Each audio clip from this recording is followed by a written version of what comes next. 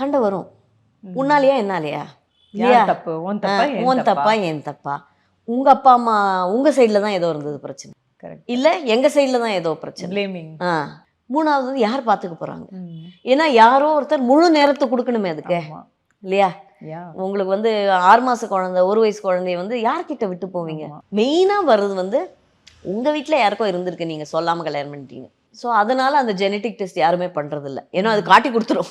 இப்போ ட்ரிகர் நமக்கு தெரியுது இல்ல, எங்க சண்டை வரதுக்கான காரணம், எது உனக்கு கோவம் வரும் எது எனக்கு கோவம் வரும் எனக்கு தெரியும்ல. ஒரு புருஷனுக்கு எது கோவம் வருது பொண்டாட்டிக்கு எது கோவம் வருது ரெண்டு பேருக்கும் தெரிஞ்சுதான் சண்டை போடுறாங்க. ஆமா, கத்தலாம், மேக்ஸிமம் கத்திப்போ, ஃபோனை விட்டு எறியறது, விட்டு எரிஞ்சிட்டு போ, உன் ஃபோன் தான் உடையுது, டிவியில் அப்படி கை அவர் தான் ஜிம் பாடியாச்சு அப்படி கொண்டு போய் டிவியில் கையில் பண்ணிட்டு போ அப்படின்னு விட்டுட்டேன் நான். So 1 person has to withdraw. யாரோ ஒருத்தர் ஸ்ட்ராங்கா இருக்கணும் அந்த விஷயத்துல. நான் இந்த குழந்தைக்காகவே சொல்லல, ஜென்ரலா சொல்றேன். யாரோ ஒருத்தர் வந்து சைலண்ட் ஆயிட்டா சண்டை எப்படிங்க? பேச்சுக்கு பேச்சு தானே, அது வாக்குவாதம் இன்க்ரீஸ் ஆயிட்டே போகுது. அது பிரில்லியண்டா ஹேண்டில் பண்றது ரொம்ப பெரிய விஷயம். அது ஒரு எமோஷன் அப்படிங்கிறது வந்து அது கண்ட்ரோல் பண்ண தெரியாதனால தானே சண்டை வருது. எல்லாமே எப்பவுமே சொல்ல வேண்டிய அவசியம் இல்லை, எல்லாமே எப்பவுமே அப்போ உடனே தீர்த்துக்கணுமா? எல்லாத்தையும் நிதானம் உட்காந்து பேசுறது அப்படின்றது. நார்மல் டெலிவரி நல்லா ஆரோக்கியமா பிறந்த குழந்தைக்கே போஸ்ட்மார்ட்டம் டிப்ரெஷன். அதுதான் சொல்றேன் நான். ஐயோ இதே நான் அலறிட்டே இருக்குது, இது அடங்கவே அடங்காது அந்த குழந்தை, இது என்னைக்கு ஏஞ்சி உட்காரும், இது தூங்கவே மாட்டேங்குதே. அதுக்கு பகல் இரவு தெரியாதுல்ல குழந்தைக்கு, டே நைட் தெரியாது. இது என்ன நமக்கு தூக்கம் வரும்போது இது தூங்க மாட்டேங்குது அப்படின்றது. இது எல்லாமே எஸ்பெஷலி ஃபார் ஒர்க்கிங் விமன் நான் சொல்கிறேன். டெவலப்மெண்டல் டிலேன்றது உடனே தெரிஞ்சு போச்சு. ஃபர்ஸ்ட் ஆஃப் ஆல் மூச்சே விட முடியல அவனால். அந்த 5வது மாதம் வந்து அவங்க வந்து ஒரு ஸ்கேன் ஒன்று பண்ணுவாங்க, அனாமலி ஸ்கேன். வயிற்றுல பாப்பா இருக்கு. ஆமாம், குழந்தை இருக்கும்போது 5th monthல அனாமலி ஸ்கேன் பண்ணுவாங்க. இப்போ வந்து பெரும்பாலும் அந்த அனாமலி ஸ்கேனில் வந்து கண்டுபிடிச்சிடுறாங்க, ஏதாவது growthல டிஃபெக்டோ இல்லைன்னா வந்து ஏதாவது பிரச்சனை இருந்தாலும் கண்டுபிடிச்சு அவங்க தே அட்வைஸ் ரிமூவிங் த சைல்டு. அதுக்கப்புறம் இது ஒரு பெரிய நமக்கு வந்து ஒரு பெரிய தர்ம சங்கடமானது.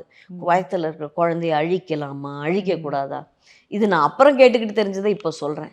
இதில் என்ன ஆகுதுன்னா ஸ்பெஷல் சில்ட்ரனில் வந்து நம்ம சஃபரிங் விட்டுருங்க, அடுத்தவங்க சஃபர் பண்ணுறதை பார்க்கறது தானே பெரிய விஷயம் இல்லையா?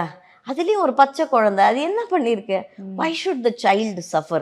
இதனாலேயே பாதி பேரண்ட்ஸ் வந்து ஏன்னோ ஒரு மாதிரி நொறுங்கி போயிடுறாங்க. என்ன ஒன்றும் தவறே செய்யாத ஒரு வயசு குழந்தை 6 மாச குழந்தை என்ன பண்ணுச்சு அது இந்த உலகத்தை? அது ஸோ தட் ஹெல்ப்லெஸ்னஸ்னோ அது வந்து அவாய்ட் பண்ணலாம். இப்போ வந்து மெடிக்கல் சயின்ஸ் அது மாதிரி வந்திருக்கு. ஸ்பெஷல் சைல்டு ஒரு வீட்டில் பிறந்தா முதலாவது டாக்டர், ஊரில் எத்தனை நியூராலஜிஸ்ட் இருக்காங்களோ, எத்தனை ஸ்பெஷல் என்ன சொல்கிறது இதில் ஸ்பெஷலைஸ் பண்ண வந்து பீடியாட்ரிஷியன்ஸ் இருக்காங்களோ எல்லாரையும் தேடி போகிறோம். அவங்கக்கிட்ட போ தீர்வு இருக்குது, இவங்கக்கிட்ட போ தீர்வு இருக்குது. இது முதலாவது. 2வது இந்த கோவிலுக்கு போ நல்லது நடக்கும், அந்த கோவிலுக்கு போ ரோட்டில் போகிறவரெல்லாம் சொல்லுவான் இங்கே போங்க ஓகே கோவில். 3வது வந்து இந்த பூஜை பண்ணுங்க அந்த பரிகாரம் பண்ணுங்க சரியாயிடும். இப்படியே வாழ்க்கை ஒரு 5-6 வருஷம் எல்லாருக்கும் ஓடும். அப்பா அம்மா என்ன எதிர்பார்க்குறாங்க குழந்தைகிட்ட இருந்து? ஃபர்ஸ்ட் அம்மானு கூப்பிடணுன்றது தானே, அதுவே நம்ம கிடையாது. என்னை யாரும் அம்மானே கூப்பிட்டது கிடையாது. He has a very rare problem, it's called Wolf Hirschhorn syndrome. Wolf Hirschhorn சிண்ட்ரோம்ன்றது வந்து எனக்கு அது தெரிஞ்சுக்கிறதுக்கு அவனுடைய 12வது வயசோ 13வது வயசோ ஆயிடுச்சு. பார்க்க எல்லார் மாதிரியும் தான் இருக்குது இந்த குழந்தை. யூஸ்வலாக ஸ்பெஷல் சில்ட்ரன்னா அந்த மொங்கோலாய்டு ஃபீச்சர்ஸ் இருக்கும் இல்லையா, சைனீஸ் இந்த கண்ணு இடுங்கி இருக்கும் இல்லையா, முகம் நீங்கள் பார்த்த உடனே தெரிஞ்சிடும் டிஃபெக்ட் இருக்குது குழந்தைக்குன்னு.